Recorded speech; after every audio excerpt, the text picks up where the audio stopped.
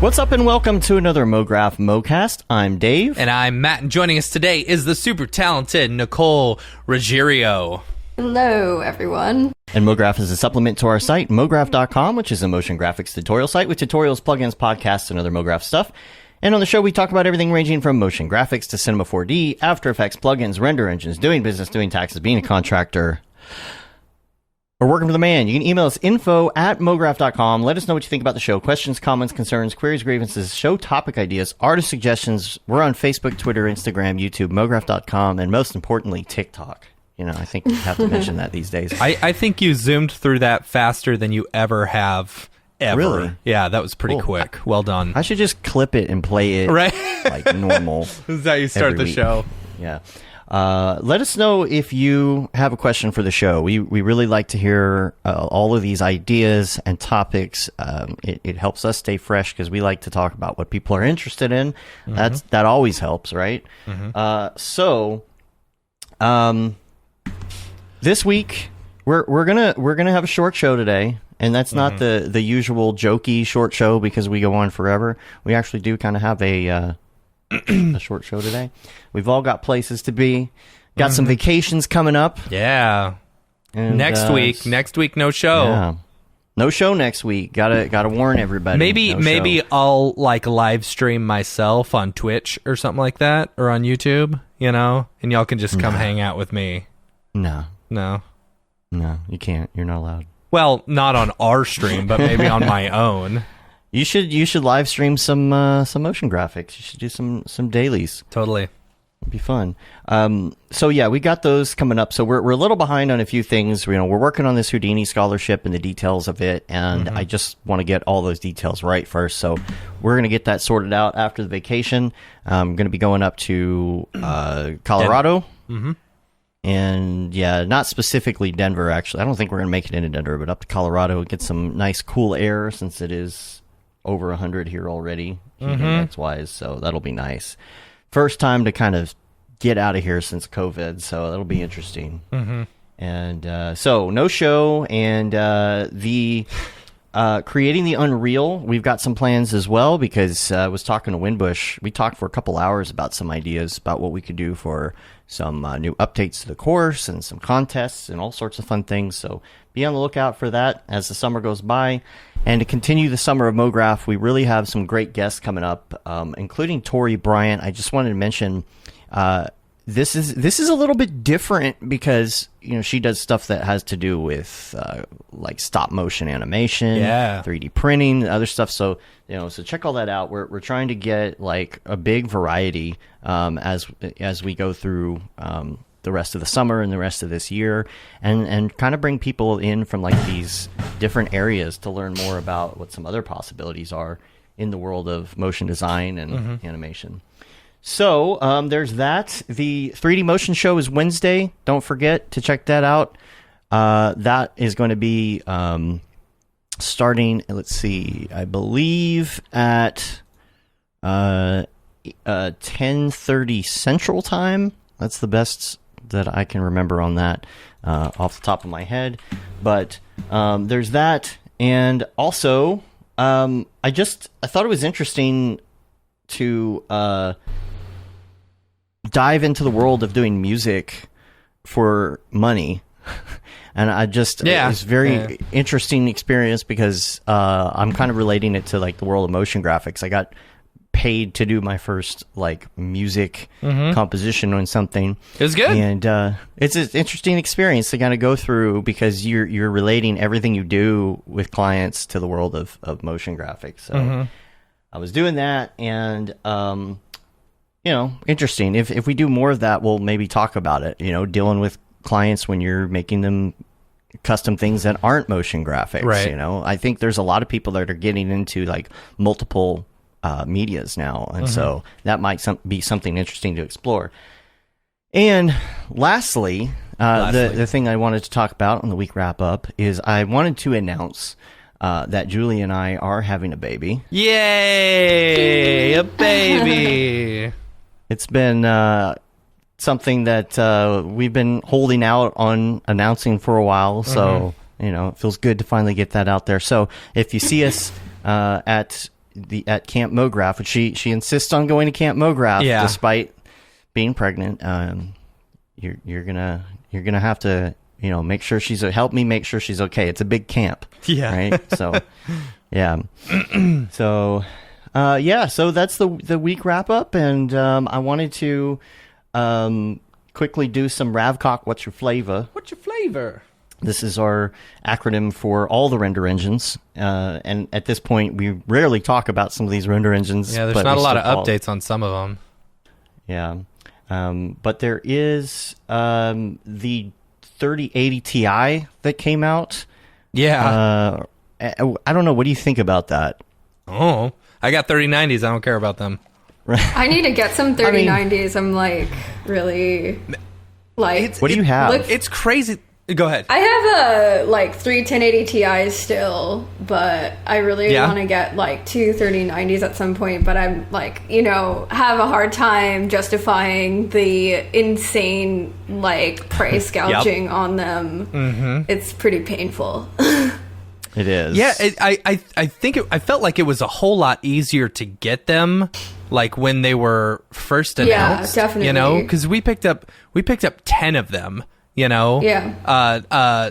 Or maybe more. No, probably 11 now. because we sold one to Ariev, but we still need to pick up 2 more, and now they're impossible to get. They're gone almost instantly. Yeah. Versus earlier, it's they're for sale. Okay, we grab them real quick. Yeah, it's pretty bad. I'm hoping that it gets better with some new crypto announcements and stuff. We'll see. Think definitely the mining is what's creating this shortage as well on top of the hardware. Yeah, the chip shortages and stuff like that. It's I don't know. Yeah. I don't know. Impossible. I've been watching these videos, and I'll have some links in the show notes to some of these, but I've been watching some of this stuff Linus Tech Tips and these other people are saying, and to me, it almost seems like they're doing some of these shortages on purpose. Yeah. To kind of I don't know, get us to be okay with spending that kind of money. I don't know. I feel kind of taken. I would have rather them just released it at that price point then, if that was the case. I don't think it makes a ton of sense, because I think the value increase with the faster speeds was justifiable for them to create that kind of price point, or maybe even set it a little bit lower rather than letting the market decide from the shortages. That's my opinion. Now, the ones we bought, we have never paid more than retail for. Yeah. Never paid more than retail, and that's why we're having trouble. We don't want it's to pay. Not like we're sure we could get one for double if we wanted it. It's not like we're in dire straits where we're building a computer and we actually need the cards. Yeah. It's we will upgrade our stuff as soon as we can. That's where I'm at, right now. I'm sitting on two 2070 Supers, and they're perfectly fine in my third render machine. Right. And it's I'll upgrade those to 3090s as soon as we can, but it's still a workhorse right now. I'm wondering if the new cards are going to come out and get released before we can even get the 3090s, you know? Yeah. We probably got another year and a half before new cards. I think it's every 2 years, right? Is it? Something like that. I think it's every 2 years. Who knows nowadays? It might be so hard to roll these things out. They might kind of drag it out. I don't know. Yeah, I don't know. They got all these new ones coming out. They've got the 3080 Ti, which honestly, there's the CUDA cores are slightly different, but the biggest thing is that the only difference for the most part between that and a 3090 is the fact that it's got half the VRAM of the 3090, but that's it. Just spend the extra money and get the extra VRAM, Right? Yeah. Why not?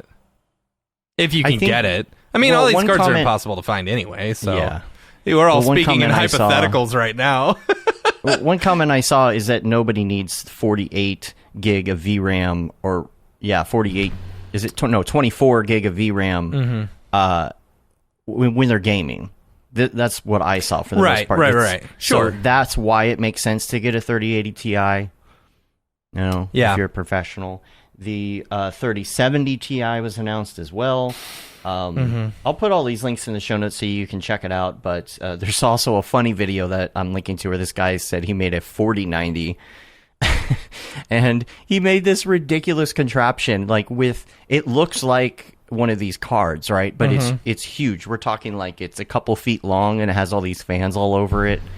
And he's showing how he built it, and then he turns it on and it smokes. It's a silly video, but I'll post it.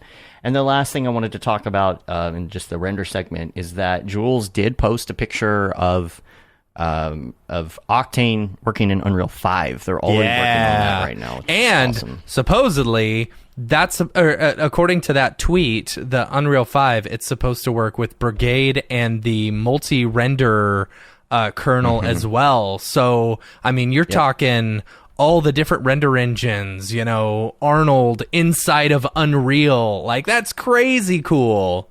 That's so cool. Orbix support. Have you guys played with Unreal 5 yet? Not 5. I haven't. No, I haven't. I downloaded it, and I downloaded the test project, but I still haven't been able to mess around. I'm so curious about it. Yeah. I think the layout's supposed to be nice, but I do hear after talking to Windbush that it's very buggy right now. Oh yeah, totally. It's not even a beta. There was a warning of this is for people who enjoy the bleeding edge of whatever. Yeah. If you are, you just be okay with the crashes. Just accept the crashes. It's like Zen. It's gonna happen. Yeah.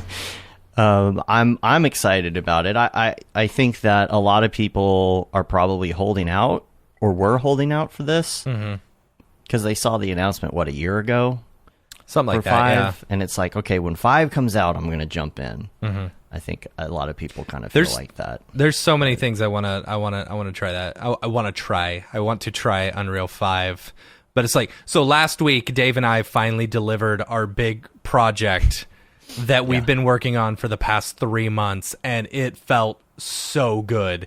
It's the stress of working 16-hour days every single day for almost 3 months straight is gone, and then we had a Halo day. Nice. Yeah. Played Halo for 15 hours? It was awesome. Yeah. It was a 15-hour Halo run. I was on from 12 p.m. to 12 midnight. I played every game. Yeah. For 12 hours, and I'm a little burnt out on it. But Unreal, have you played with Unreal besides 5 before, or was this your first experience? Oh no, yeah, I've been using Unreal for years, doing VR stuff. I just opened an exhibition called "How the Internet Changed My Life." Just opened in Germany, which is like a portrait and multimedia experience, but it has a big chunk of it is a VR experience that I worked on with my friend, the Glad Scientist, and we've been working on that for the past year. Finally just finished it. We did it with the Oculus Quest and hand tracking, really new thing. Speaking of bleeding edge of tech, really quite challenging. We were originally using the Magic Leap actually, and that they the whole company kind of died in the pandemic, and so we pivoted to the Quest, and that was a whole process in and of itself to kind of migrate the project over to that, and Sabio, the Glad Scientist, had to change a bunch of the code and redo a lot of the blueprinting, and it was really it was a lot of work. We had to change a lot of the graphical elements as well, a lot of the 3D stuff, but I think in the long term this is so much better, and I'm really happy with it. And doing the hand tracking stuff was just really cool to be able to use your hands instead of the controllers is so satisfying. Yeah, how much control do you have? I messed with them for a minute and then I turned it off because I was interfering with what I was trying to do Yeah. in the quest, so I turned it off. The hand tracking? Is it Yeah. getting better? Yeah. It's still like a newer thing, so it's not perfect, but it's really cool, and it's not like bad by any means.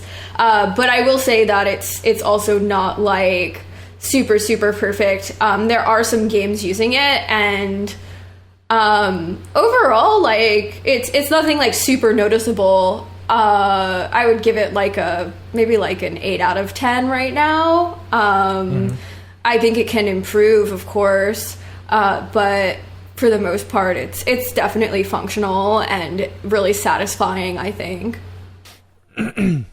So tell us more about the exhibit. I want to know, like, what do you see? I'm looking on your when you Twitter do and this? I only see a couple of images. I'm curious what I know. the exhibit consists of. I'm going to keep promoting it. I didn't want to like spam everyone at once because it is quite a large project. I started it like 3 or 4 years ago. But basically, I went around and I interviewed people about their internet experiences, and I put out like an open call for that, and then I chose certain people to focus on for the exhibition, and those were the people who I felt really had the internet ingrained in their identities. So I flew around to different places, some in New York, like LA, like Germany, Japan. And I focused on 6 people for this, and basically I made portraits that I took pictures of the actual photographs of the people after I met with them in person, and I composited in a figure called the internet into each portrait that represents the interviewee's experience online. So this figure is pretty consistent throughout the portraits, but it changes a little bit according to how each person uses the internet. So it started out with the portraits, and then we moved on to doing the VR component. So again, 6 interviewees that we focused on, so 6 portraits, and then multimedia component that goes into each interviewee's experience. 4 people have their own VR experience, and then the 2 other people, one has a face filter and one has a website. So and the VR portion is really, really cool, and I mean the other portions are really awesome. Also, I got help by a few other friends as well. Dylan Banks did the music for the VR, really, really good. I got help from my friend Teresa and Toshi with the face filter, and then me and Sabio did the website. And yeah, it's a really cool thing. It's a really big project. I won't sit here and go into each person's experience, but we ranged anywhere from deep frying memes to cam girl to someone who focuses on music, and just all different kinds of ways that people have used the internet to form their own identities. Did you do a portrait of yourself as well in there? No, but what started this actually was a portrait of myself with this internet figure, and I was like, I want to do this with other people. So, right. Funny enough, yes and no. Not for the exhibition, but it inspired the exhibition. That's cool. Yeah. So how did you get into this in the first place? Let's go back a little bit. I want to know how you got interested in all these fields, I guess, really. Yeah. The kind of the real time as well as Cinema 4D and things. Yeah, for sure. So I think I'll probably have to start in middle school. In middle school, I kind of had a rough childhood, so I really used the internet as a way to meet people and form my own identity, which is why I felt so strongly about doing this exhibition in the first place. But so during that time, I got into Photoshop actually, and I was using like Gaia Online and like talking like the art form on there and DeviantArt and making friends through art in that way. And I started, you know, like using Photoshop. I got a Wacom tablet, like I asked for it for Christmas and like used that. And I was using also like Flash MX Pro to like make fun of people, nice. Like kids in my middle school, like my friends, like making really stupid animation. So that was kind of my first foray into kind of like digital art. And then 3D, I didn't get into until after college, actually. So I went to college for graphic design, and I was using After Effects a lot. And I wasn't like super satisfied with After Effects. And I feel like I hear that every day. Yeah. It feels so familiar. I say that every day. Sorry, go ahead. Then I was like, okay, like kind of like this 3D thing, and it seems like culturally pretty cool, like the people who are into it. So, you know, let me give this a shot. And it's a great community. Yeah, really good community, especially when it was smaller. That was back in 2015, and I think it was really, really nice to like make friends through 3D. And so started like getting into that and kind of like drew a lot of inspiration from like Tumblr at the time, actually. That was before they kind of got like ruined. Yeah. But yeah, bought by Yahoo or whatever. Yeah. Yahoo. Yeah. And then I think pretty shortly after that, I was just like, VR is cool, and like got into VR. And I don't know, I've always been into like new technologies, like and video games. Like my dad got me really into video games and just like computers and stuff like that. So I think just naturally I wanted to get into VR and just start doing stuff with that and augmented reality and just going to different like art exhibitions, and was really inspired by these types of things. And I just think it's awesome, like so cool. And I think, you know, and the idea of the future is really interesting to me, you know, where things are heading. And I think in a weird way, it almost makes me feel safer to like stay on top of like new technologies. For sure. Yeah, like it makes me feel like I'm like future proofing myself. So I really enjoy like learning, you know, new things that are up and coming, even when it's like really difficult or like not functional and there's no forums for it or whatever, you know. Yeah.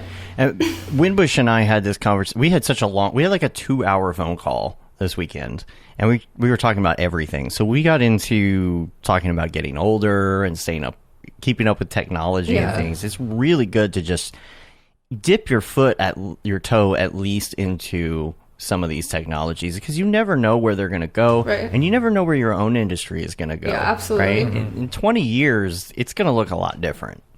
Definitely. What do you think is going to happen in 20 years? Well, AR is the number absolutely. one thing. Yes. Matt is such an AR naysayer, until I don't know. I was also a super VR naysayer until I experienced it at first. When I think AR, all I think are ads. You know? It's definitely going to be a lot of that for sure. All I see are ads, and it's going to be. Who's going to make the ads? Well, sure, I'll make the ads, but I won't participate. I don't know. I don't believe you. All right. They're going to have, you know, the TikTok equivalent of AR, and you're going to be sucked in. Yeah, see, I was a TikTok naysayer, and then I got into it, and it's now my favorite. My favorite. TikTok's cool. I'm really curious, like, what's going to happen to, like, Facebook and Instagram and all of that once, like, augmented reality becomes, like, you know, a bigger thing and more accessible for people, because... Probably try and be at the forefront of it. Of course, or but Facebook will they? Will buy out whatever company, you know, well, is at the forefront. You know, I saw a very simple TikTok the other day, and it just was so profound in its own little way. And it was just a dude in front of the camera, and he said, Facebook will make you hate your friends. TikTok will make you love a stranger. Yeah. And that was just such a big deal to me because I feel this shift. If you're not into TikTok right now, oh my gosh, like you know that awful feeling you get because social media is so sucky and everyone's arguing and you just see politics and awfulness. I'm telling you, TikTok, if you go down the right path on TikTok in the algorithm, you will just be loving it and you will just like not even care about Facebook anymore. I'm telling you. And I maybe log on Facebook maybe once every couple days just to see. I deactivated mine recently. I was just like, I'm done with this. Like, I don't want this anymore. You know, but like, of course, it's like got its like tendrils into like everything now, and it's like it's insane. Yeah. What do you guys think about like Instagram and Twitter? Right, like at this point. So Instagram's fine. You know, whatever. People post their stuff, you know, but the thing that sucks about Instagram is, you know, Facebook's still making money off of your art. Yeah. You know, which is stupid. You know, they're wanting you to post your own stuff so that they can put their ads in between all of your things. You know? All you get is a like. Yeah, all you get is a like. You don't make any money off of it, you know? Yeah, the algorithms. If anything, that's worse because you're creating content for them for free. Right. You know? Yeah, of course. And you scroll down, it's like every like 3 things is an ad now. And like the engagement is so much lower on Instagram. I've actually really been enjoying Twitter, though, I have to admit. I hate Twitter. I've been getting into Twitter. Man. Twitter is a place where, at least with Facebook, it's like you realize your friends are stupid, you know, or especially your family is stupid, you know. On Twitter, it's like you have every lot in life just is either have you ever been attacked on Twitter? Because I have lots of times, and it's awful. It's the worst. I haven't been attacked on Twitter yet. You can't get attacked on Facebook by anyone but your friends and family. Oh my god, I've definitely gotten attacked on Facebook. Like, well, everything on my Facebook has always been private. You know. Okay, it was actually in the Max on Cinema 4D. Like group or whatever. Oh, no way. Yeah, for like some art that I posted. I'm not going to get into the whole story right now, but like... Oh, I know Okay, I know what it is. You do? Did you see it? Yeah. Because... Well, I don't know if it was on... It might have been on Reddit that I saw. Oh, yes. It also happened on Reddit. That was another one. Yeah, not great spaces for like a queer... like, you know, female artist was really intense, I think, for me. There was something to do with nudity. I don't remember, or something. It was like I was making a piece about a hegao, which is like kind of like a hentai thing, and people were like getting really upset about it, and like I don't like why though, like. Are you afraid of sexuality? Like, what's the problem here? Yeah, and come to Texas. A lot of people are. Yeah, so it really got blown out of proportion. One guy like told me to throw my computer out the window and stop making art. Like it was like a really big mess. And then he somehow found my phone number. That was really creepy. What? Yeah, and he actually like called me and like it was like so weird, and he like apologized. This was like months later, and he was like, sorry, I was like in a bad place. And I was just like, how did you get my number? Yeah. I'm sorry, I was in a bad place, so I just stalked you real quick to find your phone number and call you. Can you send like a DM or something? It was like really scary, and I was like, please don't contact me again. Like I was like, I'm glad you're in a better place, but please don't contact me again. Like, yeah, so weird. Definitely some really weird people out there for sure. Yeah. What do you plan on doing here in the future? What's your next project? Yeah, Nicole, where do you work? Like, are you just no, sorry, I that sounded rude. Where do you many work? Questions. No, like, what do you are you full-time freelance? Yeah. Or are you okay? Yeah, cool. Yeah. So do you have plans now for something else big? And is it going to be VR, C4D, game? I am currently like taking a huge breather from any exhibition stuff after this 3-year project. Cool. But yeah, I'm definitely going to be doing more VR, AR oriented stuff in the future. For now, I really want to focus on like NFTs and getting my work out there through that. I have a few drops coming out, but yeah, so that's kind of like where I'm at, and also like I'm still like taking on client work, which I have been pretty much ignoring a bunch of emails for the past couple of months to get this exhibition out. But like, if anyone who's watching and has been trying to contact me, please try again, because I am now looking at my emails again, and sorry if I didn't answer you.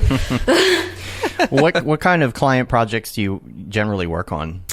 Last year I did a lot of music videos. Cool. Yeah, a couple of my favorites I worked on like Lady Gaga's Sour Candy music video with my friend Andy Rolfus and Team Rolfus. That was like really fun to work with my friend, and he actually worked with me on some other music videos. I got to work on like the Rico Nasty iPhone video, which was really one of my favorites as well. Definitely not like as like it wasn't like super high in production, but I think like it was just really fun to work on and really like my like genre of music, so I really enjoyed that. Is it generally like character stuff, or what is your... Yeah.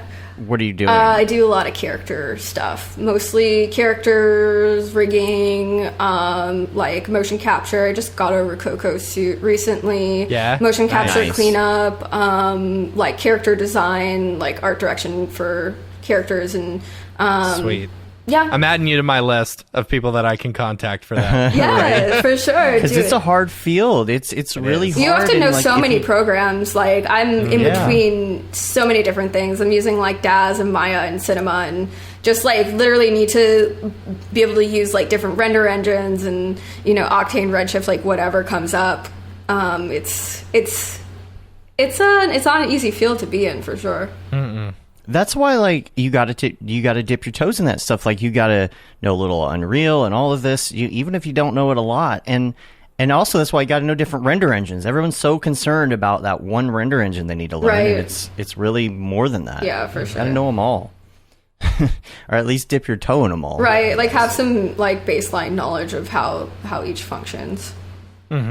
And being in the whole character thing, knowing that whole workflow, that's got to be so advantageous, because someone like me, or probably Matt, we have some character experience, we've done but some. we're all over the place. And when a character thing comes up, it's like, okay, how complicated is this? Do we need to hire somebody? Yeah. Because it's its own field. Like, Yeah. Yeah, totally. like it really is its own thing.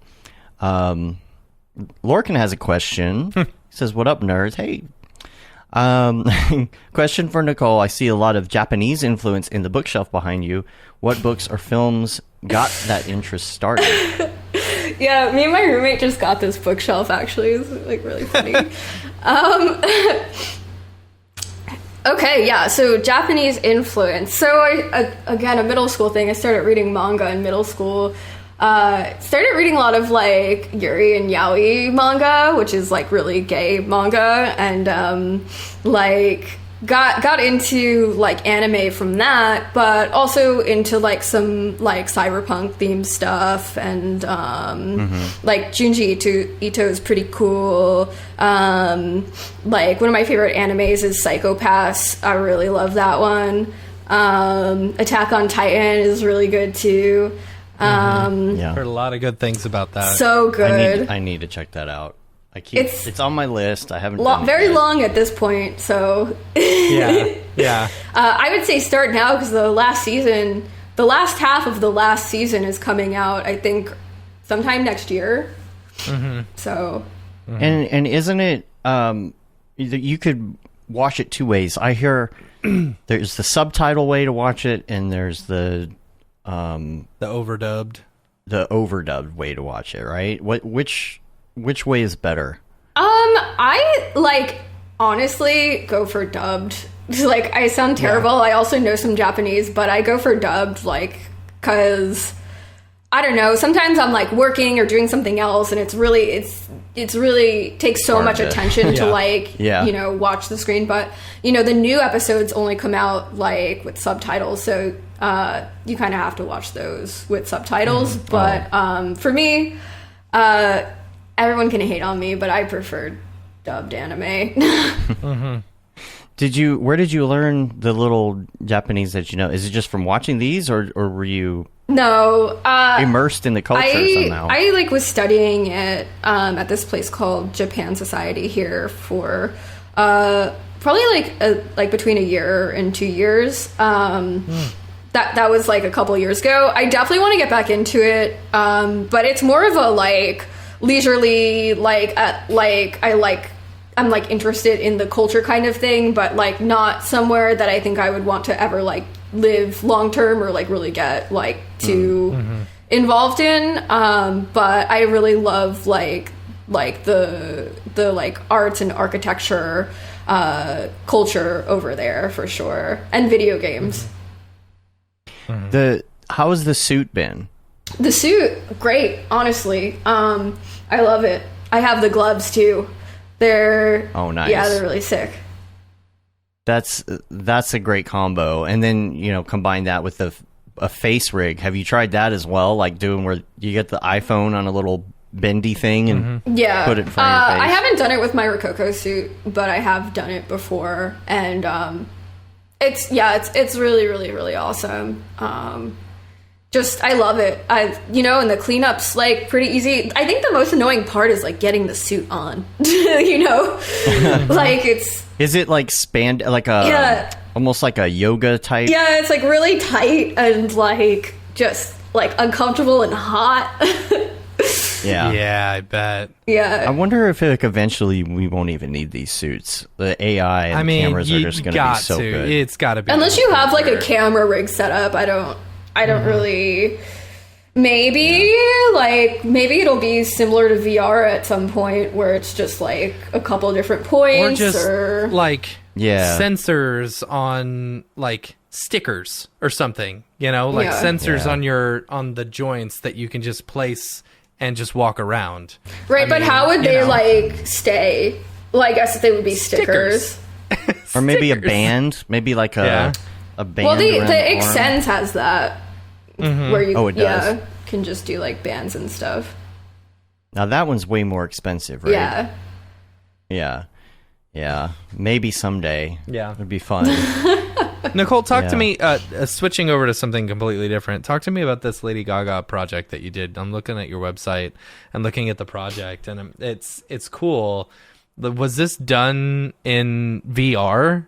Yeah, so I worked with Team Rolfus on that. They were like mainly art directing it. But yeah, it was all done in Unreal. Yeah, they mainly work in Unreal and render out of Unreal. So mainly done that, kind of like ZBrush Maya Unreal workflow. What parts of the music video did you do? I was working a lot with the characters, like working on like rigging and weighting and like cleaning up the meshes and ZBrush and stuff like that. That's super cool. It's a really pretty piece. It definitely shows like using VR Unreal in a you know, it's more of a interesting, production pipeline. Yeah, more of a production pipeline. Yeah. And like it's interesting, like, because I'm watching it, I'm like, okay, this is obviously VR, but it's like they're recording someone who is, you know, like turning a certain way. Is that how it was done? Yeah, so this is a lot of like puppeting versus like mocap suit. Okay. Yeah. That's cool. It's a very cool piece. Very cool piece. And you got so many other ones on here too. You got Calvin Harris. Yeah. Is that kind of the same deal as a lot of the character stuff? Yeah. I worked on the extra character for that, so like the female character. And like I hired a dancer from New York to dance for the mocap for that one. So I designed that character and you know, did all the cleanup for that. How was that cleanup Is it difficult? Do you have to do it in Unreal? Where do you do that? I usually just work in Maya for that. But yeah, I mean it's really not bad.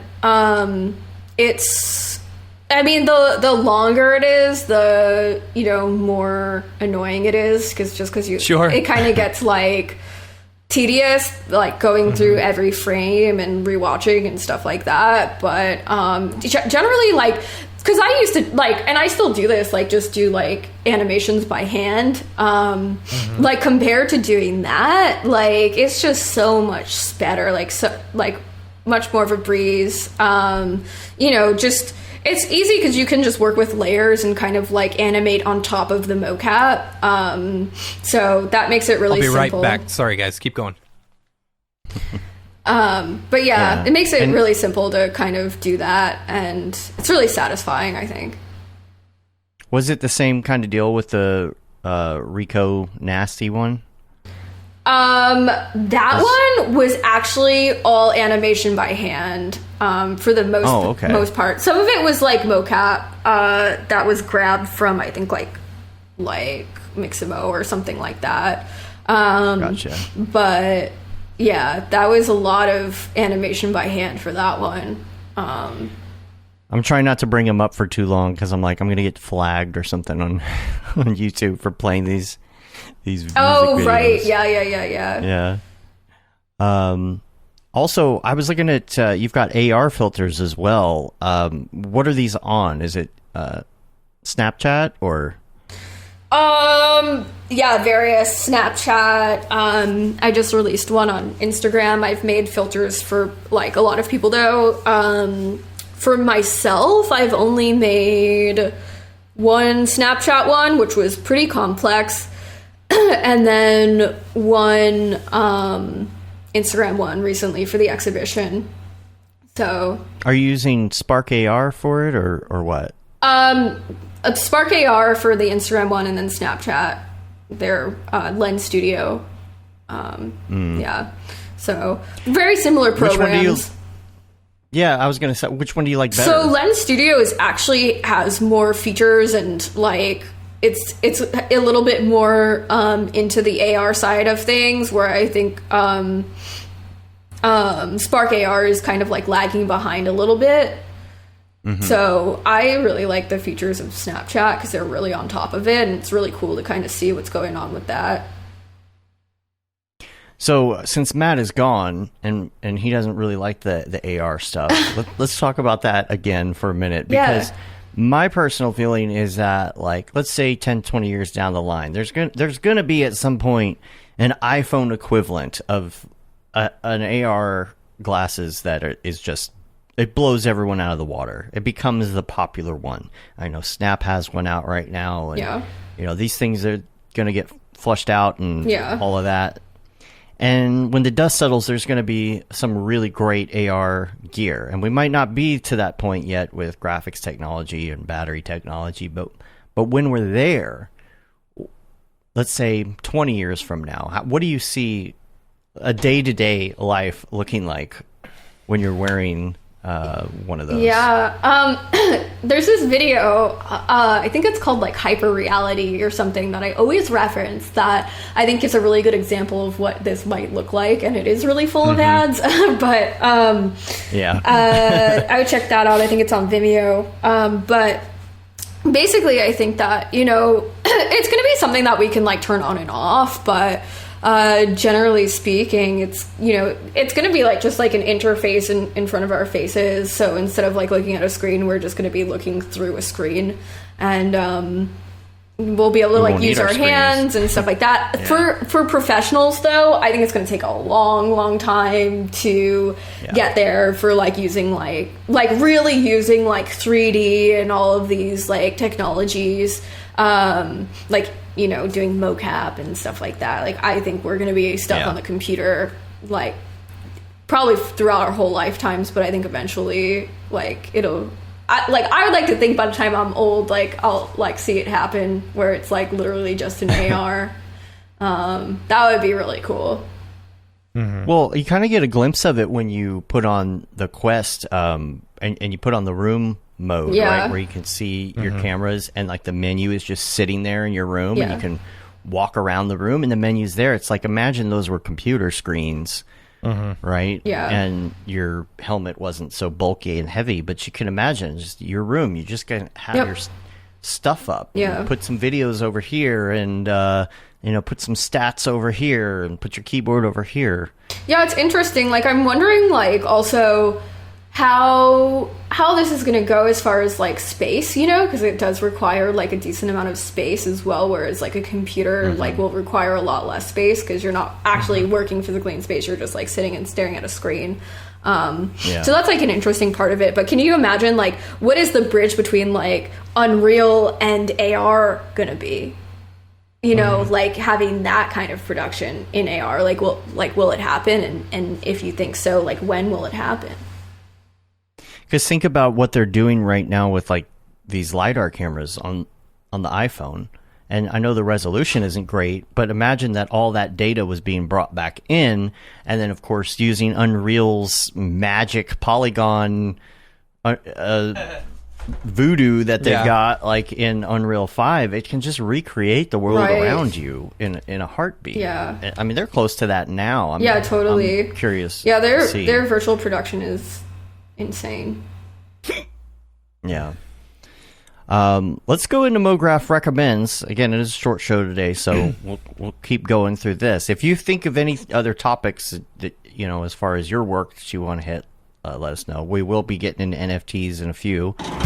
Hi, my name is Sashia Dumont. I'm a writer, actor, and filmmaker. Hi, my name is Paul Robinson. I'm a director, DP, and filmmaker. We are the creators and hosts of the Go Gorilla Filmcast, an online source for all things indie film. We are a husband and wife film team and co-owners of Send 3 Productions, and we started this podcast for filmmakers like ourselves who were producing on micro budgets with skeleton crews. Go Gorilla is a weekly podcast that features various talents in TV, film, and web series productions. We've interviewed filmmaker powerhouses like Kestrom Pantera, Richard Raymond, Alex Ferrari, Cassandra Ebner, and Ryan Connolly. Amazing actors like Hannah Ward, Lou Taylor Pucci, Chris Wataski, and Eileen Gruba. Groundbreaking cinematographers like Jody Lee Lipes, and Jessica Lee Gagné, and many more.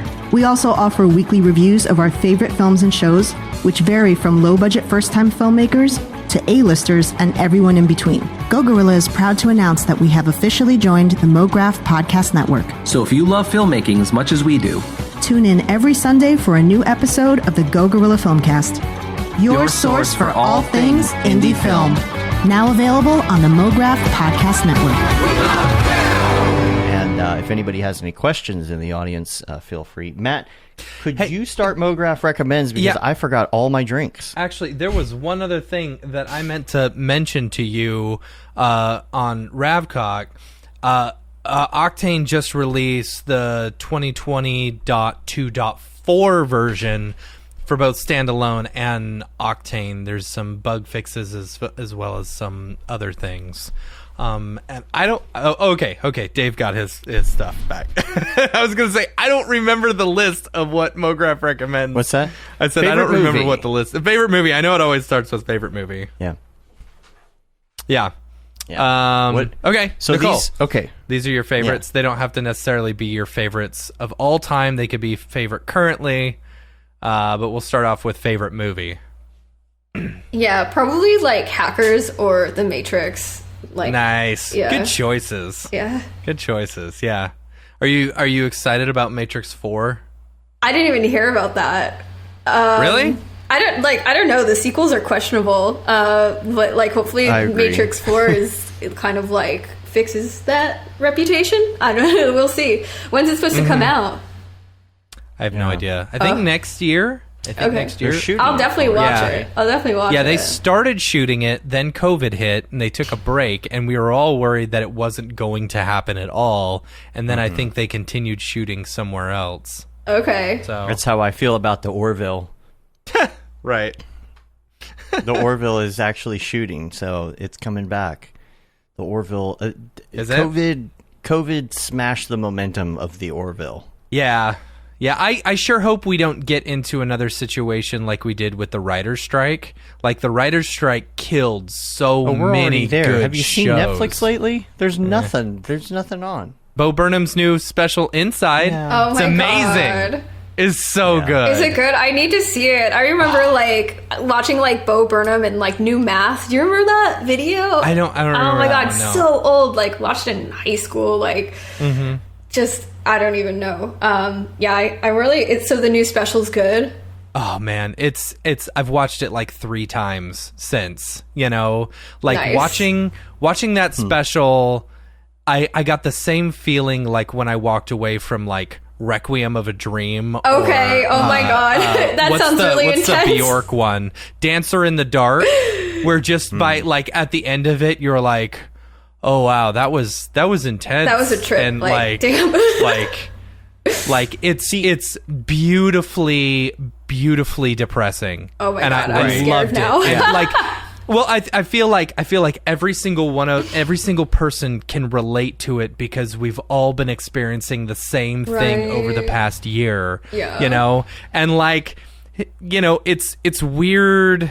Like his other stuff is, it's, you know, you can tell he's being funny and he's been with a live audience, but this is just like, I don't know, he's just making music and stuff, and it's and the fact that he did everything himself. So yeah. good. Now, Wow. I never followed him really before. Yeah. Okay. Yeah. But I do have a respect for everything that he did, like in this room on his own. I feel like that would be so much fun to try and do something like that, and also so much work, and also so depressing at the same time. So depressing. Yeah. Damn. Like it's there's this one song called 30 that like I was hooked at that point. Because it's all about him turning 30 and stuff like that, but he does all the lights himself, and he has moving lights, and he's controlling everything with his feet, you know, but it's just one stationary shot of him standing there singing, and he's controlling all the lights with his feet, but it is so well done. Wow. I've never been I've never really watched his stuff. Like maybe I saw one of his videos back in the day. But I will say it's weird because it's this mix of almost cheesiness, like Weird Al cheesiness, and he sounds like Weird Al. He does as well. so much, yeah. And but also at the same time, it dives into this kind of deep, depressing stuff. Deep so you got to depression, kind of yeah. give it your attention. Okay. you Yeah. know, like it's something you really don't want to watch while you're like on your phone or something. Yeah. That's why I didn't even check it out until yesterday. So Yeah. Yeah. you know. It's good. Anyway, I recommend it. So, music. Tell us about your musical influences. Music. Okay. My music tastes are really all over the place. I like a lot of different kinds of music, but I guess like culturally, my art aligns most with like hyperpop and stuff like that. But I also really like folk music and like emo and like a little bit of hip hop and pop music. I think that's everything. Mm-hmm. Yeah.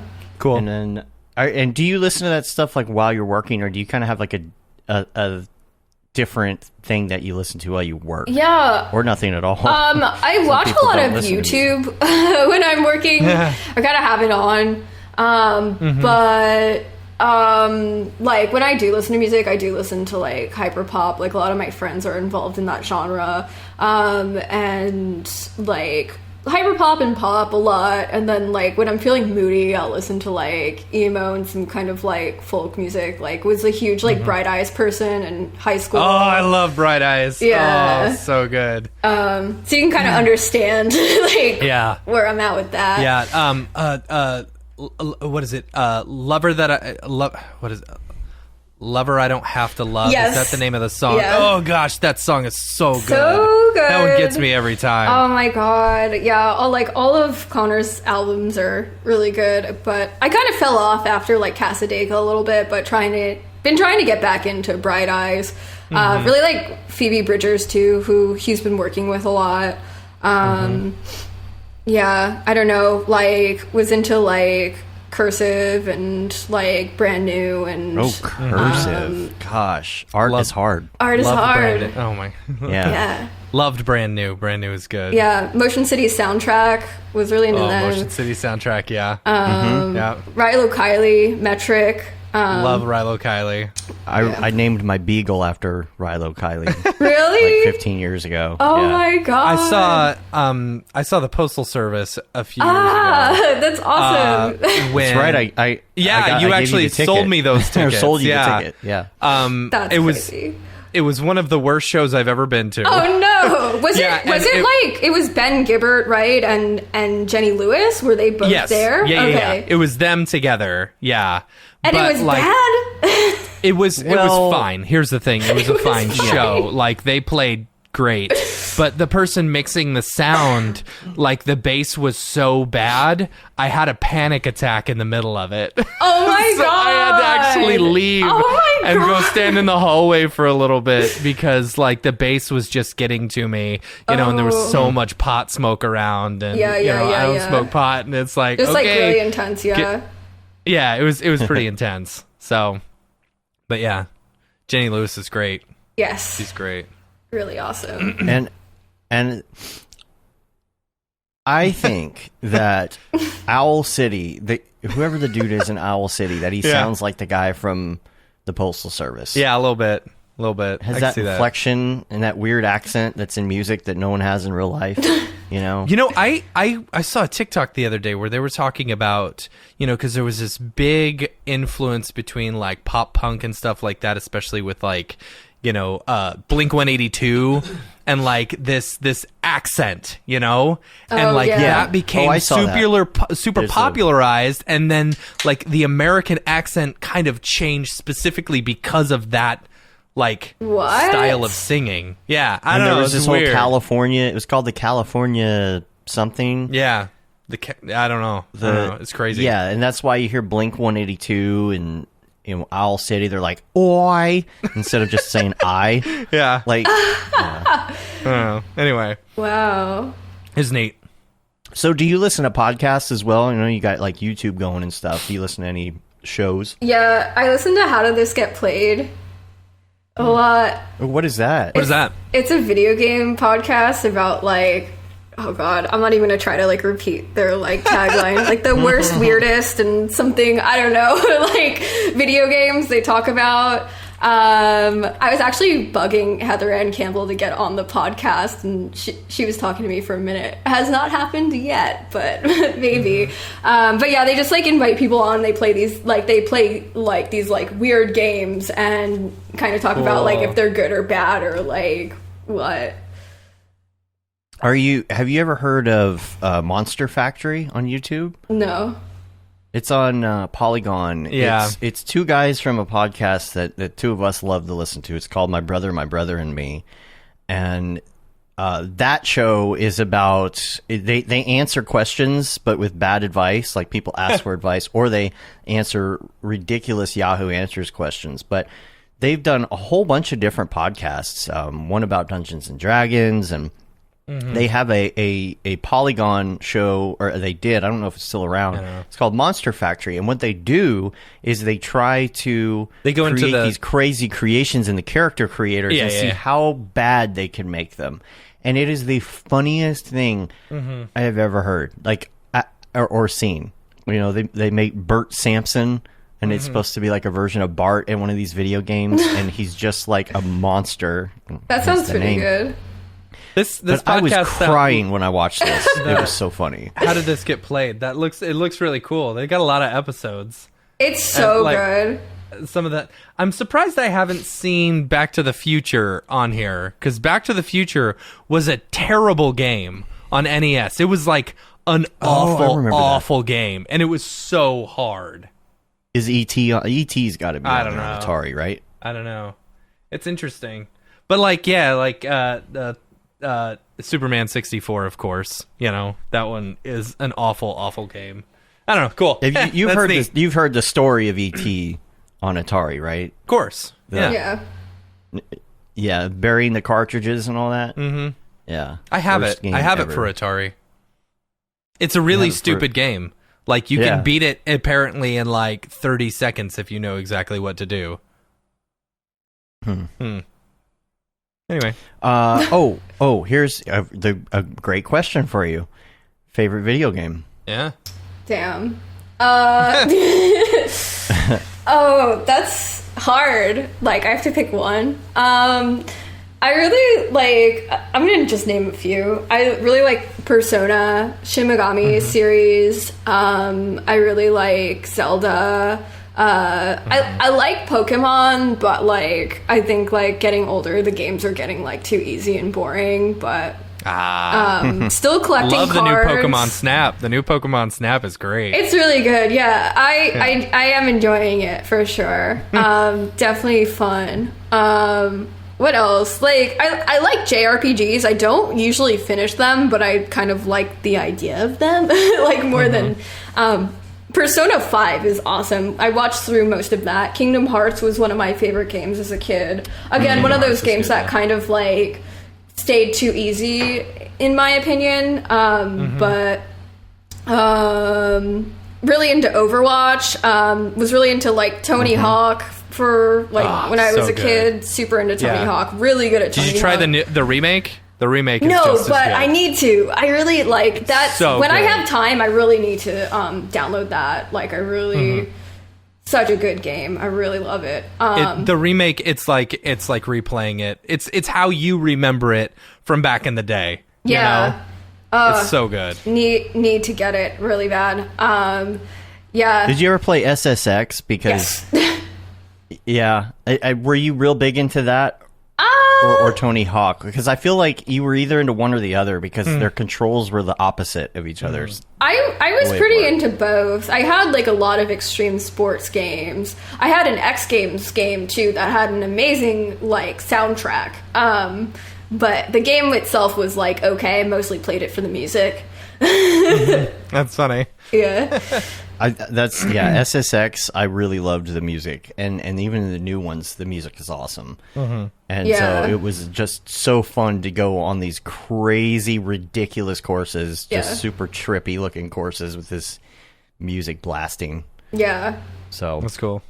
I was going to ask you about Among Us. Do you play like Among Us and like those kind of video games, like the kind of I never got into Fortnite or I never got into like Among Us because like lying makes me really anxious. So I like was like I don't know about this.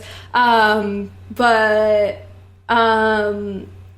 like I'm really into Overwatch, kind of similar idea of like, you know, multiplayer, like team oriented game. Really fun. Hearthstone, pretty cool too. That's like a card game. But no, I was playing Fall Guys for like a second, but like really just that's the one I was gonna ask. Such a stupid game. Like I don't know. Yeah, you should join one night on Windbush's game night on Twitch. It's fun. We all just kind of hang out on Discord and play video I would games. love to. That sounds really fun. It's usually Saturday nights, but it's the summertime, so everybody's kind of out doing stuff. EJ's, EJ's currently in Africa. Oh, nice. So everybody's been kind of, and I'm going to Colorado where EJ's supposed to be, and he's not there. So I'm going to be gone. I think there's going to be a couple weeks at least before we're playing again. But you should join us. Yeah, for sure. Let me know. That sounds really fun. I'm skipping around a lot, but TV show. How about TV show? TV show. Trying to think. Been on YouTube a lot. What TV have I been watching? I watch like really bad Netflix shows. I don't even know what to even mention right now. I guess like I was really into like CW shows for a minute. This is like really embarrassing. Like Riverdale and The 100. I got really into. Any Buffy in there too? I had never watched Buffy. I missed out on that one, but yeah. So what YouTube channels do you specifically watch? Yeah, that's probably a better question. Yeah. So I was really into like video game like channels, like a lot of speedrunning stuff for a while. Yeah. I love myself some speedrunning. So good. And then I was watching a lot of those people on Twitch, kind of getting into like their little worlds. was watching a lot of like Overwatch stuff. Like Emong is one of my favorite like Overwatch players. He's just so entertaining. And then was watching like some Super Mario speedrunning. I think watching like the older video game speedruns is like the best versus like the newer games where they're really like exploiting like glitches and like trying to break the game. God, I can't, like, what's his name? Summoning Salt or something? I think that's the channel that he does, like, all these, like, retrospectives of, like, video games and speed runs. And, like, there's one on, like, Mario Kart 64 that's, like, just awesome. It talks about, like, how, like, people, like, over the years have found, like, new glitches to, like, break the game and beat it faster. And, like... You know, just I love that stuff. We need a new Mario Kart. When's the new Mario Kart coming out, yo? I don't know. Probably once they do a new console, which is going to be a while. There was a documentary or something that I saw on YouTube one time about Mario 1, like the original Mario Brothers, you know, and like how people have just been trying to get it faster and faster and faster. I remember I woke up one morning and someone had made the new world record for Mario 1, and it was just shortly after I saw that thing. But it is insane the things that you have to do in order to beat that game. You know? And you have to do them perfectly with no hesitation. Yeah. You're talking like literal like frames. Not seconds, of course. Frames. Yeah. You know, it's really crazy, and it's like they have like ways of like kind of like, I don't know, counting the frames by like that you have to like do a certain thing at a certain time to make sure you're like on the right like frame like later on in the level, and like if you don't do that then it's just like total trash, like you have to like restart. It's like it's crazy, the way like these things, I don't even know. I could never get into it personally. Love watching it though. Totally. Yeah. I enjoy if like I'll be scrolling through TikTok or something and I'll see a video game where I'm like, oh man, I would love to play that, but I really don't care that much. Yeah. I'm going to watch someone speed run it real quick so I can see how the game actually ends. Right. You know? Yeah. Yeah. Or like Mike Tyson's Punch-Out. One of my favorite games of all time, but I have yet to ever actually beat Mike Tyson. Yeah. You know? Yeah. 38 years old, still have not beaten Mike Tyson. I don't know. So what about plugins? What is your absolute, besides Render Engine, what is your favorite plugin? Favorite plugin? That's a really good question. I don't know if I've ever thought about this. I guess like out of utility, it has to be like the like DAZ to Cinema 4D and DAZ to Maya Bridge. Just like for utility purposes, getting like my FBX over into those programs, it does a pretty good job with like the skin weighting and stuff, and I don't have to bother with it. So I'm definitely gonna have to go with that one for sure. Okay. That's a good. That's a good one. I haven't heard of that one. I haven't used DAZ like ever. Yeah. You know, I know I used it a little. Very popular in, especially in the NFT space right now. Yeah. You know, a lot of people are using it for characters and stuff. Yeah. Yeah. And you can buy so many different characters to bring into DAZ too. I think, right? Yeah. Like they have a huge marketplace. So it's pretty cool because, you know, you can download a character, bring it into ZBrush, modify it, bring it back into DAZ, turn on that blend shape, you have a whole new character, you know? So, and then you can bring it into like Substance and, you know, do whatever you want, paint the character or whatever, bring it back out. So there's so much functionality, and it really makes like character-oriented things like so much faster. The only thing it's not great for is if you're like really making like characters that are like very, very unique. So like I don't know, something like really sci-fi or like really like I don't know, fantasy based or something like that, or like more abstract. That not so good for like to start with like a really like realistic human base mesh. Like it just doesn't make sense, you know. Sure. Yeah. That's cool. And now what about muscle memory app? When you pick up your phone, where do you go? Probably Twitter. Yeah. Twitter and email. Been hearing that. Been hearing Twitter a whole lot more lately. Yeah. Which is a shame because I hate it. I think it's awful. I think that it's kind of made in our circles a little resurgence with NFTs. You have to link absolutely. your Twitter to everything. You know, yeah, definitely. Like the crypto community is really big on Twitter. NFT community is really big on Twitter. So I actually just really got into it with, with the NFT stuff, to be completely honest. I think I had maybe like 1,000 followers on it before this. More than I have. Yeah.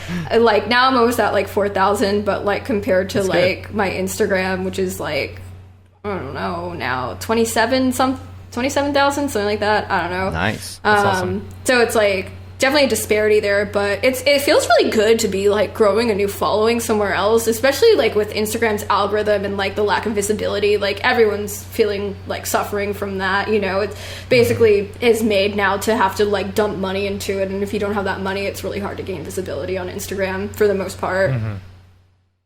Yeah. Interesting.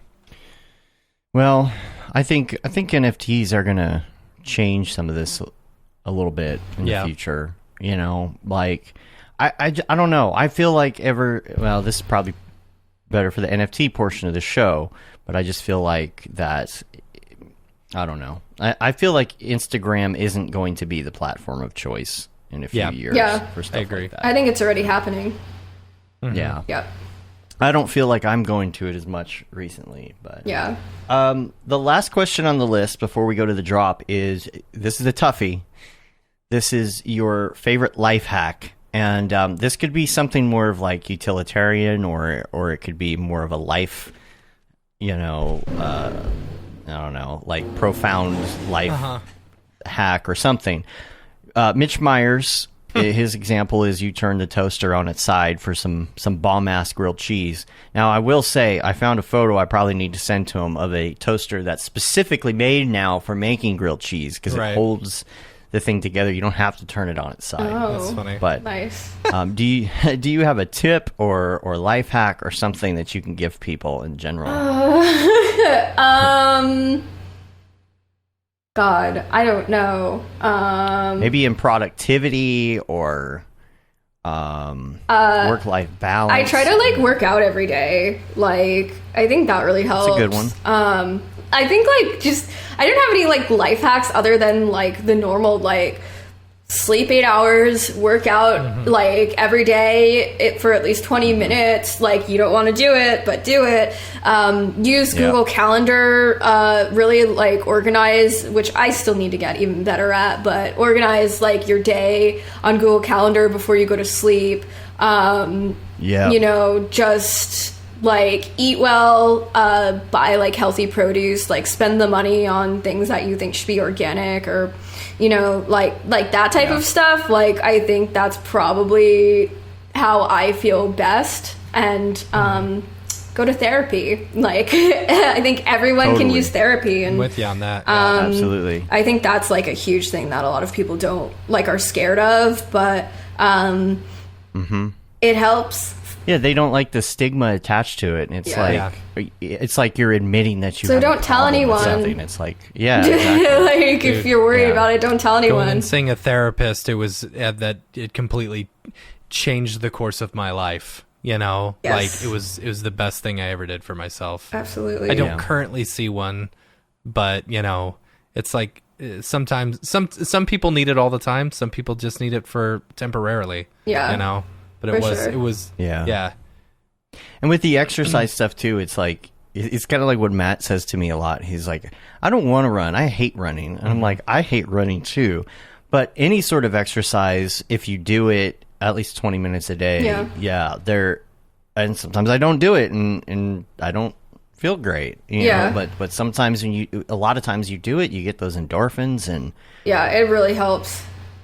It really, really helps. I'm not a big morning exerciser. I cannot work out in the morning. My brain is off in the morning. I cannot. Yes. I try to go for a run in the morning, and I'm like, I don't know what's going on. I'm like, what? Same feels bad. And then I'm tired. It feels good afterwards, but I cannot. I don't know. I get to tired. I get twice. so people I'm energized for the rest of the day. I'm like, I'm tired. Like, what do you mean? You just spent all that energy and you're more energized? Like, how does that work? I don't get that. Yeah. No. My favorite time to work out is right before lunch. Okay. I did that for a while. Like I used to go and work out when I was working a regular job, at lunchtime I would go work out and then I'd grab lunch on my way back, and it was awesome. I was working out every day. I was in the best shape of my life.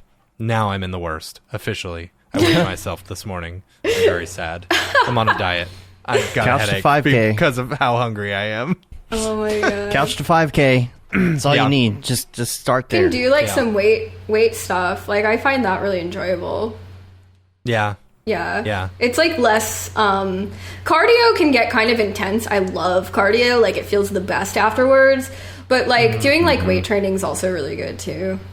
See, I was always really big into weight training. Yeah. I've always hated cardio. Since I was in 5th grade, I've hated cardio. Yeah. Just running, I am not good at running. I'm an ugly runner. I run like Phoebe, on Friends. It's just not good. So, I'm right there with you, though. Yeah. I'm right there with you. I hate it, but man, does it I agree with that. I hate it effective. too. Was never a fast runner, but I don't think it's about being fast, I think it's about just keeping the pace and keeping going, more than anything. Mm-hmm. Yeah. Put on some good music. Yeah. That's all you need. Mm-hmm. Oh, it's amazing what that does. Yes. Like when you need an extra push, if you put on your power song, oh man. It's incredible. Yes, what that absolutely. does psychologically. Absolutely. So good. The endorphins, so good. Yeah. I think we are ready to do the drop because we got short show like we said. So we'll do the drop. You ready? Let's do it. Yep. Let's do it. The drop. Is this the fucking mic? Drop. This is exactly what I should be doing. What's up, and welcome to this week's episode of The Drop, your weekly source for all things NFT and crypto art, as well as upcoming drops by notable people in the Mograph industry. I'm Matt Milstead, as joining me as always, Mr. Dave Koss. And joining us this week, Nicole Ruggiero. Thanks for showing up. Yeah. Totally. All right. Let's see. We got for us today short show specifically because Nifty Gateway didn't get their stuff out in time for me to actually make notes. So we don't I thought they did. No, they did one of them. So they did today, one, two, which is fine. 3, 4. Yeah. Oh, all 4 of these all are from 4 today. of these are for today. Yeah. Oh. Well, okay. So let's just jump into the big ones of Maker's Place and Nifty Gateway. We'll start with. You want to start with Nifty Gateway, Dave? Yeah. First up Nifty is right Stina Jones. Stina is. Oh boy. Let's see. So this is a group called Artifacts. I like these. These are really illustrative looking things, and that's dropping today. I believe they're dropping at 6. I could. So be everything's wrong. Today, right? Everything's today. Yeah, just the ones that I got. 6:30 p.m. Eastern. 6:30 p.m. Eastern. Yeah. Mm-hmm. Next up, you got Clayton Mccracken. I like this. It looked like a lot of really cool fractal almost like a C4D noise and stuff like that. I don't know. It's pretty neat. Next up, we got Tim Riopel. I don't know if I'm saying that correctly. Riopel is what I would say, but I really liked these ones. I thought these ones were cool. Like the one called Going Down and Brown. I like the animations. These are pretty cool. Really neat stuff. Oh, that's an interesting one. This brown one kind of reminds me of like a low poly shooter in the 80s. Right. Yeah. That's Space funny. shooter. Yeah. And then last we got today is Sean Williams. Sean Williams reminds me a lot of Fowocious. I don't know if yours is loaded. Mine's not loading either on this side.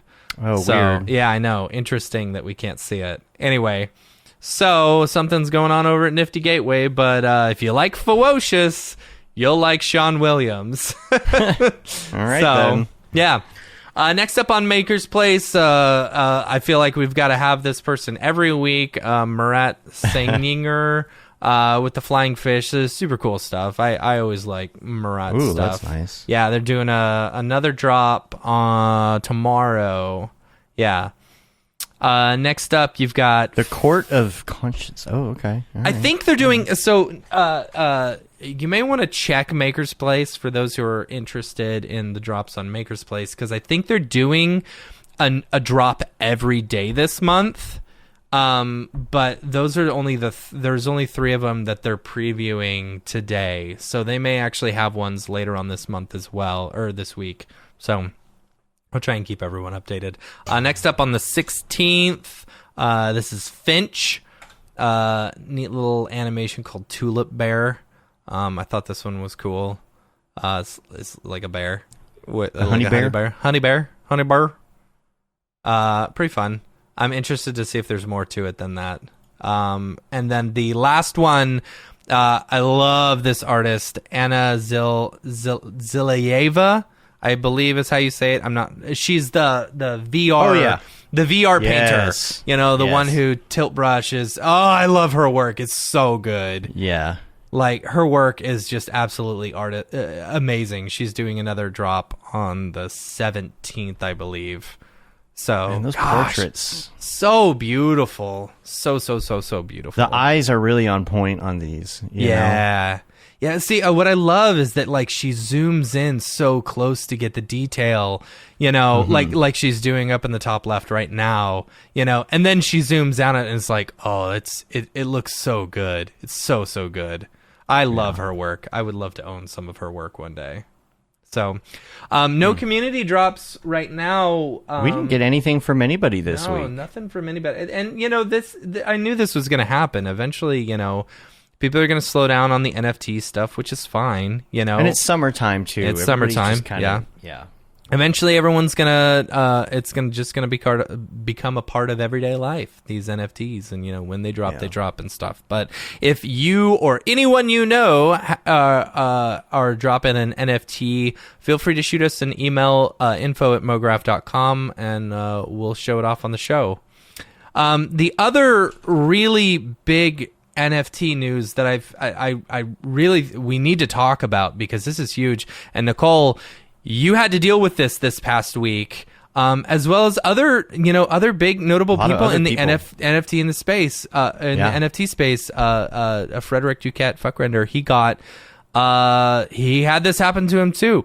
So basically, what it is someone is contacting all these artists, right, and saying, hey, I'd be interested in hiring you for like an NFT or a job or something like that. You know, will you check out what I've got already? And they send a .srt file. And what happens is it SRT? SCR, sorry. A .scr file. And what happens is that gives them full control over your computer or something like that, and they end up stealing your MetaMask wallet, you know? Yeah. Which sucks. So tell us about that a little. I think it's very good for people to understand how this happens in order to make sure that they're secure. Mm-hmm. Yeah. Literal nightmare. I'm like pretty perceptive with like these types of things too, and yeah, absolutely. Like, totally got me, and it's just been absolutely terrible. Like, I'm on like my laptop right now because my compromised computer is currently like dealing with like backing stuff up, and I need to like reinstall Windows, and like it's just been absolutely terrible. So basically, to go over what happened, I got sent an email. I was going through my emails quickly, just got back from vacation, and was like, okay, let me see like who's talking to me, like whatever. And I got this email from Paper Collective or something like that, and it looked like a legit email. And then it's like, okay, if you want to like view the terms of like what we're talking about, like click on this Google Drive links. The Google Drive link goes to a tiny URL, which goes to a Google Drive. And inside of that Google Drive, it's like a presentation that has another link in it that says like view collaboration details, like password, like 2020. You click on that link, it downloads a RAR file. And jeez. like, I mean, and that's a lot of steps. Any one of us could get hit by that, Right. Yeah.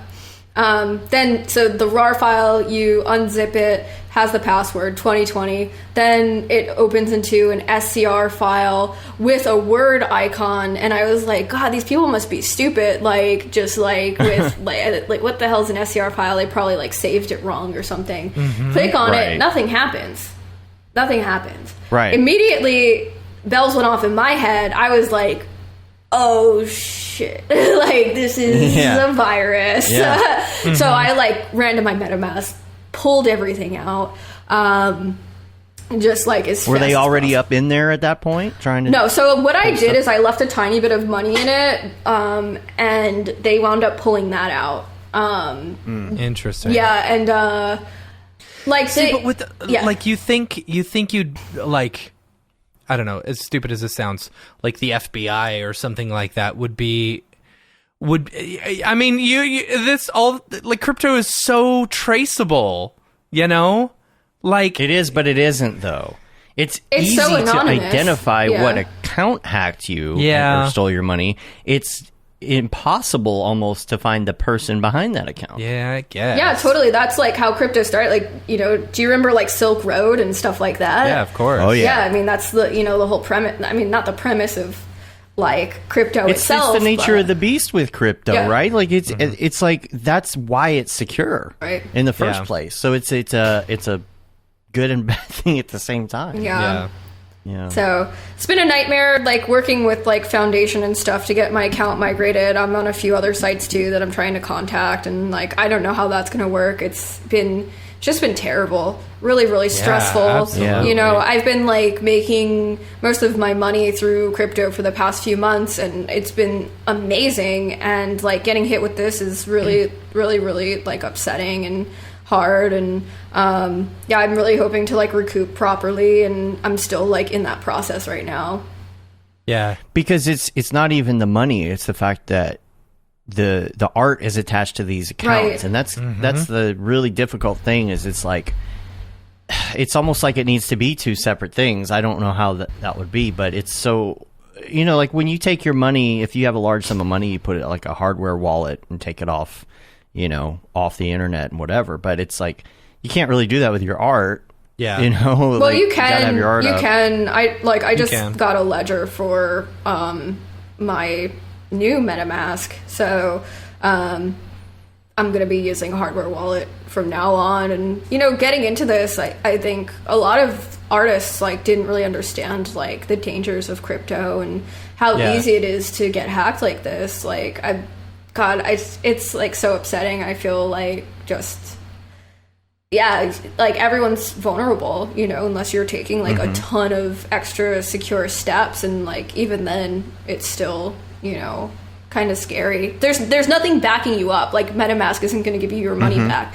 Coinbase Right. isn't going to give you Right. your money back if you mess something up. Right. Like that's Right. that's the scary part. But I still want to stay in this world. I think it's really cool and interesting, and again, I really like new technology, so I'm gonna keep moving forward. But I would definitely advise to everyone to be really careful. Basically, what this virus did is I had like a few people like analyzing it, like for me, just so I kind of knew like how deep it got into my computer. But basically it Right. like thankfully it wasn't like that smart of a virus, and it was just kind of like running as like an executable, and it didn't like embed into any of my files. So technically I probably could be safe without wiping Windows, but I just want to be like extra safe now. Yeah, no, I'd be safe too. Yeah. I would Because wanna it's be the safe too. registry Yeah. that you just it's almost impossible to figure out if it got in the registry, how deep it went. Yeah, that's the thing, though. I don't think it got into anything. I didn't get into the registry, but That's good. better be safe than sorry kind of thing. But yeah, I mean, they can access any of your files. They access all my passwords and like all of my stuff saved on Chrome. I would tell everyone, do not do that. Get a password manager. Get 1Password. Like, don't save your stuff on Chrome. Also, like, be careful with your mobile phones. Like, I was reading online that you can get hacked just by receiving a text message. So, jeez, don't know anything about hacking. that, but sim swapping. Sim swapping is the big thing now. Yeah. They call T-Mobile, AT&T. They convince them that they're a certain person. Right. They get to do a SIM swap, and all of a sudden, the two-factor authentication is going to their phone and not yours. Yeah, exactly. So, get an authenticator app versus like doing like the text two-factor authentication. I've unfortunately, got authenticator through my Coinbase.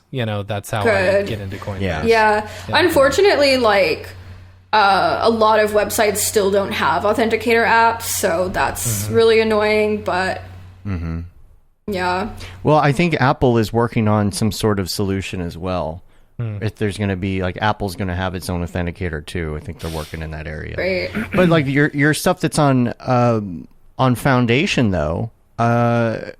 Like you can't take it off the blockchain because it's your or a hardware wallet because it's your art. You want to have your art on display for people to buy and sell. Yeah. Hopefully you recover all of that. And I'm like working with Foundation right now. I'm not really sure what the end result is going to be exactly as far as like pieces I've already sold.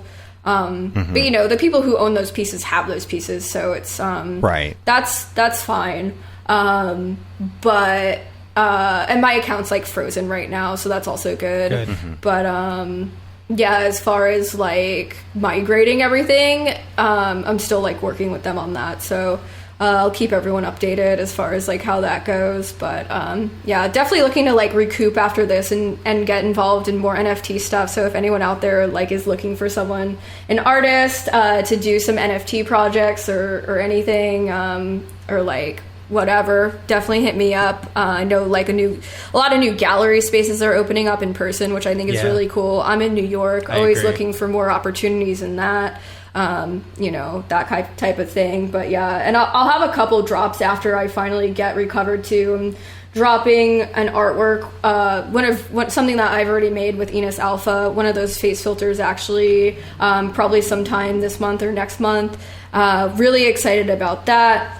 And then I'm going to be dropping another artwork with Plant Daddy as well at some point this month. So just waiting to get recovered first. Nice. Yeah. You sold a lot of art too. That's great. Yeah, you have. Yeah, that sucks. Yep. It's great that you sold a lot of art, and it sucks that like all this happened. Yeah. Man. But it's great that you didn't get too much money stolen. I mean, Fuckrunter said he had like, he posted he had like 200K stolen. Yeah, like 250K, yeah. It's insane. Like, imagine like a couple years salary like getting stolen, or it's like it's like years off your life. Yeah. So it's something to really look out for. I'm hoping that at some point we can have maybe like a security person come on and talk to us a little bit more. Yeah, that'd be interesting. About that, or not even like security person, but somebody who's like I don't know, like Mankind, or somebody who can, who's very well versed. MetaMask has always felt iffy to me, Yeah. Like, I don't know. It's weird that you have to log into so many sites with it and that you have to authorize it. Like, and then I don't know. But that's the nature of the beast. Yeah, but there's no two-factor authentication. Like, it can't that's send the part a that's message like to my phone. It's like, that's what the is part I going don't on? like. I wish it was a little bit more secure in that way, for sure. Yeah. What sucks is like I've got all my render tokens there. It's like, and I can't move that over to like Coinbase or something that's a little bit more secure. Right. I don't know. The only thing I can think is just offloading it to a hard drive. That's where I think like Fuckrunter got like, I won't speak to his experience completely, but like I think he had like some altcoins in MetaMask, and I guess like, where do you move those if you can't move them to Coinbase kind of thing? Right. Absolutely. Yeah. It's still just like the beginning of all of this. We're going to see so much change over the next few years, especially. I think it's tough. I hadn't mentioned yet. I guess I sold my Beeple. Yeah, you did. Owned. Well done. This is what's funny. Small world, right? Guy wanted the physical piece. Just happened he lived in Dallas as well. Yeah. And so we ended up meeting at the Starbucks on the corner here in order to do the sale and do the physical piece of all places in the world, And so, of course, we're at Starbucks. We're not going to open up MetaMask on the Starbucks Wi-Fi, right, or whatever, So he's on VPN. I'm tunneling through my phone just to do the MetaMask. But it was interesting doing the MetaMask trade next to each other in person, and seeing that money come in and doing the handshake deal and handing over the physical piece. But that's cool. I'm just so incredibly nervous doing that stuff, and you hit these large chunks of money, and you're like, oh my gosh. And then you're transferring it over to... Yeah, if you put it in the wrong address or something, goodbye money. Here's you want to know what mistake I almost made, and I don't know if nothing would have happened or if it would have been catastrophic. But when you transfer from MetaMask to Coinbase, and it says, okay, Coinbase says, open your ETH wallet. It gives you an address. If you copy and paste that address, you take it where it needs to go to do your MetaMask transfer, right? Well, I decided to transfer $1,000 as a test to make sure I could get that money where it needed to go without any problem, right? When you go to do it again on MetaMask or wherever I was, it asks you, you want to do the transfer again? Okay, do you want to just go to the address that you just went to? And I almost hit yes, but every time you open that wallet in Coinbase to get an address, it gives you a different address.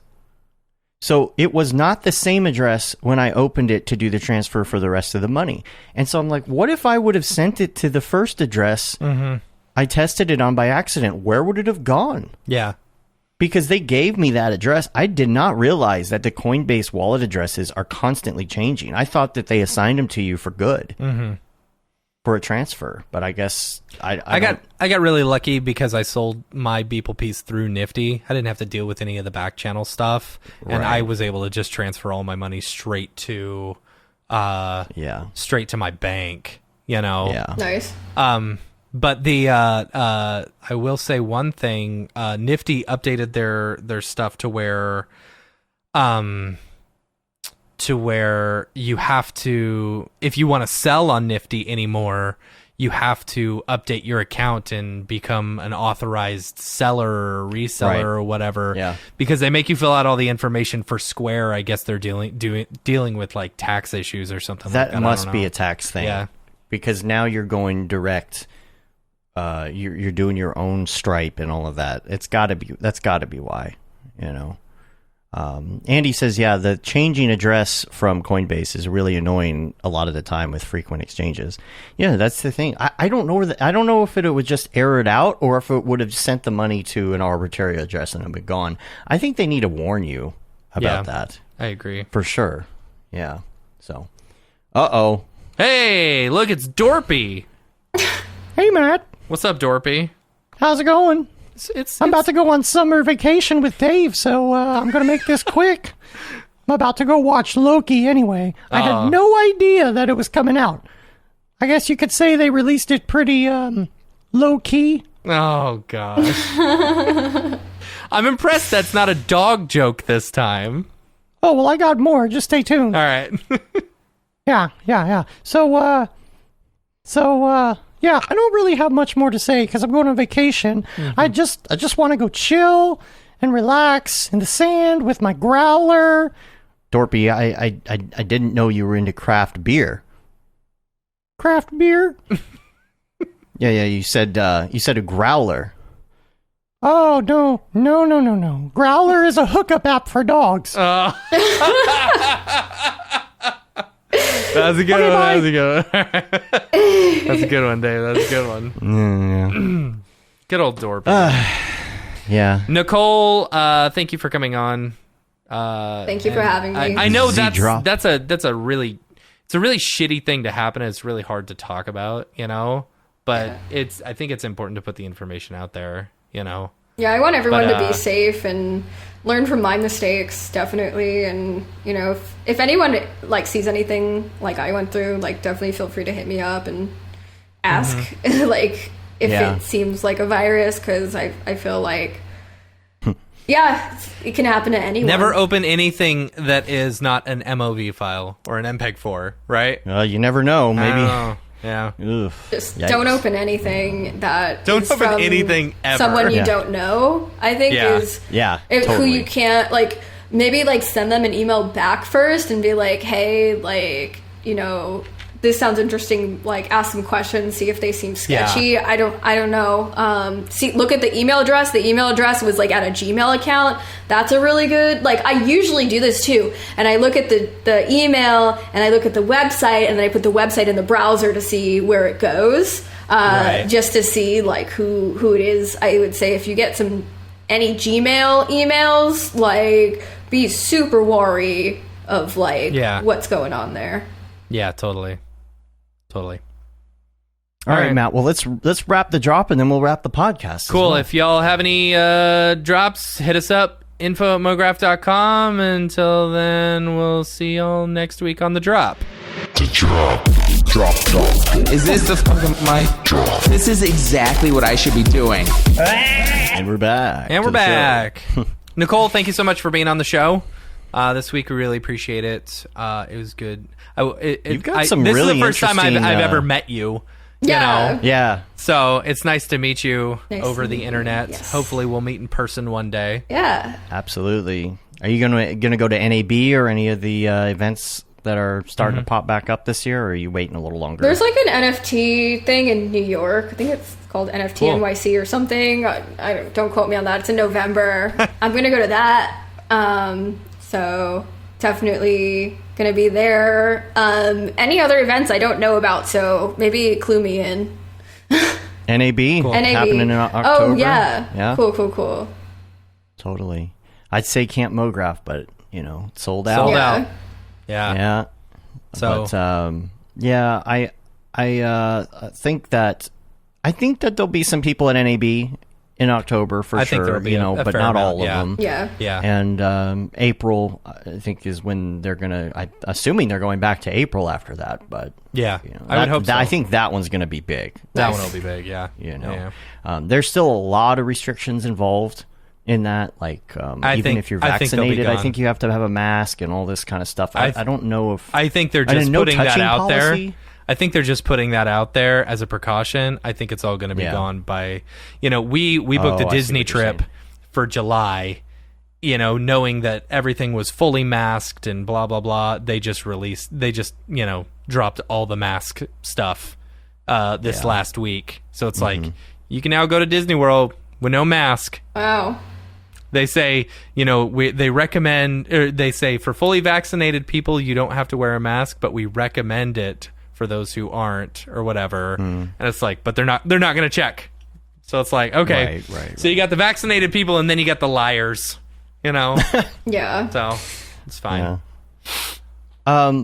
Okay, Nicole, if people want to find you online, where are the best places to check out your work and hit you up, send you a message, not a text. Yeah. Don't be creepy. Not a Yeah. text. No text, please.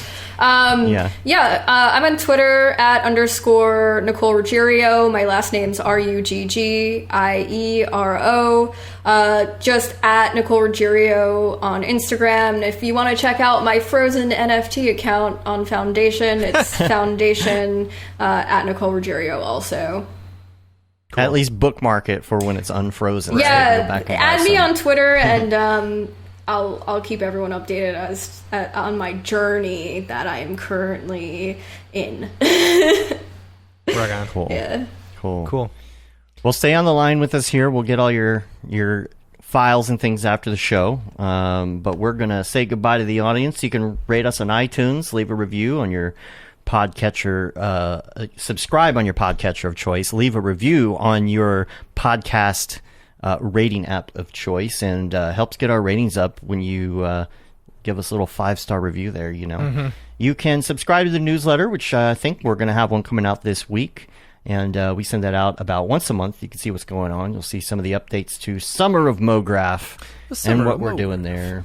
And you can say you've been there, done that, got the T-shirt with the Mograph logo tee, the Paul Babb, Feel the Babb 2020 shirt. That's classic. All the profits from that go to Doctors Without Borders. Vintage Paul Babb shirt. The Render Things T-shirt, hoodie, and long sleeve tee. The That Render is Fire shirt, which you are only allowed to wear ironically, unless you're shams.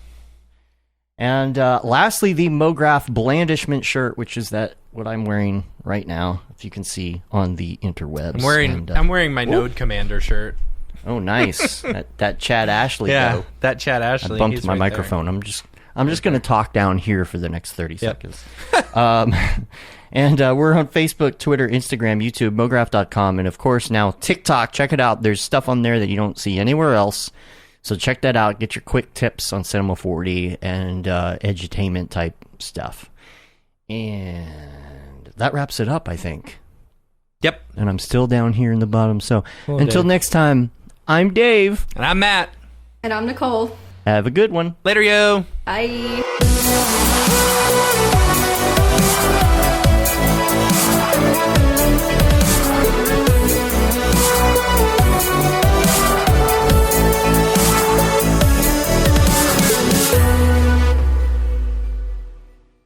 Pretty good, I guess. Mograph.com, an online resource for motion graphic artists. Start your week with the Mograph Podcast. Industry news, interviews with your favorite artists, and terrible humor. Watch live shows and interviews from Mograph events like NAB, SIGGRAPH, Half-Res, and local meetups. Our Mograph Talks feature live demos and motivation from artists all around the world. Sometimes you gotta make stuff that you're not gonna put on your reel, and I'm not here to judge. What if Rick and Morty show up for the countdown at midnight? That's where I peaked in life, in my career. We gotta stop this thing, Rick! It's gonna kill us all! Hear from the people that create your software, design your render engines, and artists that are changing the face of modern motion graphics. You get that render done. Yeah, you better frame what? Mograph tutorials and online classes will teach you about Cinema 4D, After Effects, as well as other popular software and render engines. Throw in the HDR Studio, take the render settings, pick the HDR, put in a reflection, and gorgeous. Branch into new software. Learn time-saving tips, techniques, workflows, and lessons that'll keep you up to date in the world of motion design. Oh, brother, those are some of my favorite elves. I love projects that scare me. When our art director comes to us and asks for something that I had never done before, man, it gets me pumped. Join the conversation in our live sessions. Check out our plugins or join the hundreds of daily active users in our Slack channel for technical help, advice, contests, or just to joke around. Real nice banana. Yeah, that's so funny. All right. I'm going to live forever. Subscribe today and get the latest updates on our YouTube and other social media channels. Take all your dreams and just do it! We don't care how you get here, folks. Just get here. Subscribe to Mograph.com.